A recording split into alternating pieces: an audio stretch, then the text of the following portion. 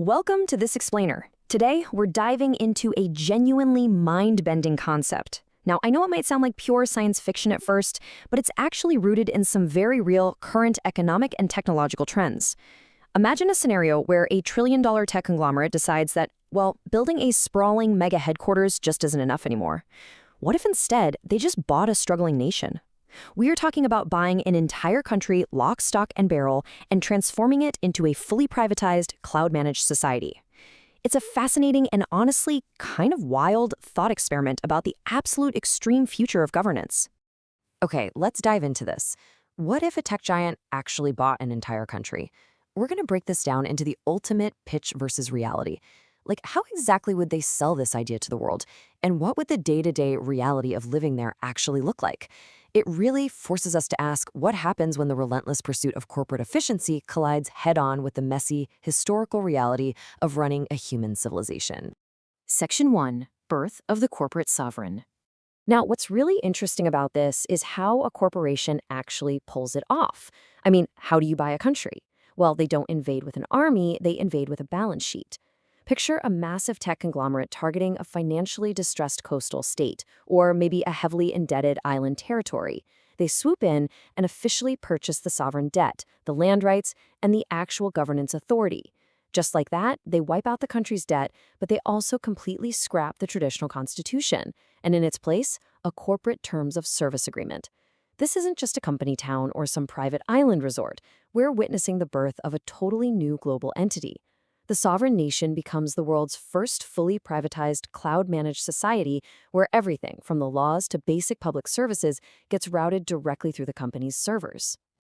Section 2. Architecture of the tech state. Listen, if you're a trillion-dollar company, you're definitely not going to settle for crumbling infrastructure. You build your capital city completely from scratch, turning the physical environment into a living, breathing laboratory for cutting-edge tech. The whole state is powered by renewable microgrids and seamlessly managed by a flawless centralized operating system. You can absolutely kiss waiting in line at the DMV goodbye because there's no physical cash and absolutely zero paper bureaucracy.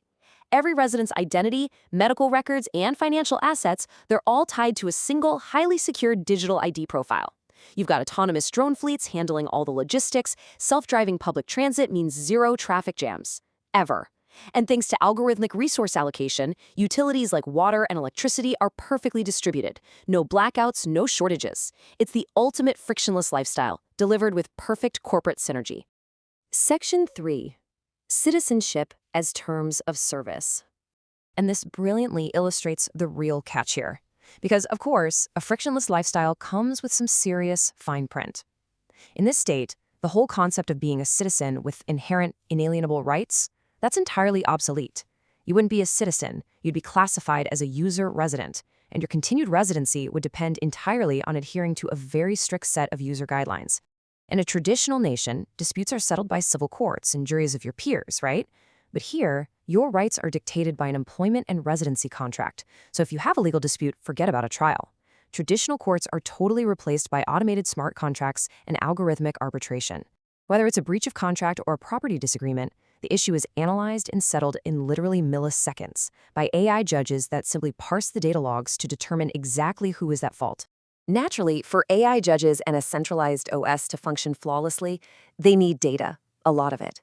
So the price of admission to this hyper-efficient, crime-free utopia is absolute privacy surrender. Every single camera, microphone, wearable device, and smart app in the city is constantly streaming data directly to the state core.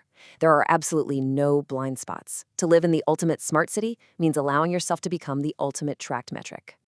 Let's move on and see how this builds into actual enforcement, because the system is coldly, terrifyingly efficient. In a traditional nation, breaking the law means fines or jail time.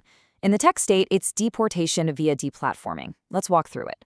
Step 1. A user resident repeatedly violates the corporate code of conduct. Maybe they spread what the algorithm flags as harmful data, or maybe they just drop below their required productivity metric. Step 2.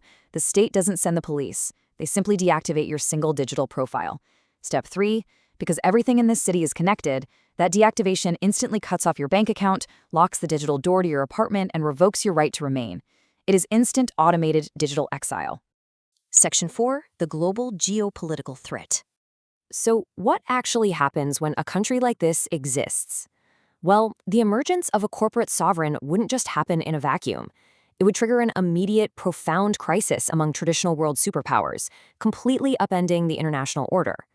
Let's look at governance. Instead of a standard UN member state, you suddenly have a private for-profit company holding a seat at the United Nations and printing its own globally recognized currency. Economically, it's a massive disruption. Forget regulated taxation.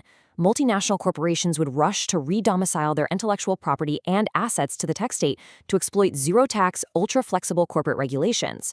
We're talking unprecedented global tax evasion. And militarily, well, traditional nations rely on conventional armies. The tech state doesn't need soldiers. It's virtually immune to conventional military or economic bullying. Instead, it relies on autonomous defensive drone swarms, automated satellite surveillance, and literally the world's most advanced offensive cyber warfare capabilities. They wouldn't bother bombing your cities. They'd just turn off your country's power grid. Section 5. The ultimate human legacy. So the crucial point is that by the end of its first decade, this experiment would yield an incredibly polarizing legacy. For its wealthy tech worker residents, it would offer a genuinely unparalleled lifestyle of safety, efficiency, and pure technological luxury. But for the rest of the world, it would permanently fracture the global social fabric. It brings us to a stark realization. Sovereignty, governance, and human rights can literally be bought, sold, and liquidated on a corporate balance sheet. The tech state proves that the foundational building blocks of human organization can be treated merely as corporate data, entirely stripped of all their historical weight. Which leaves us with this final defining question. Is running a civilization just an optimization problem? When we replace the sacred, complex duty of governance with efficiency metrics and cloud-based architecture, do we perfect the human experience? Or do we lose the very essence of what makes a society human? It's a massive trade-off, and as technology continues to scale at an unprecedented rate, well, it's a question we might have to answer much sooner than we think. Thank you so much for joining me on this explainer. Keep asking those big questions, and I'll catch you next time.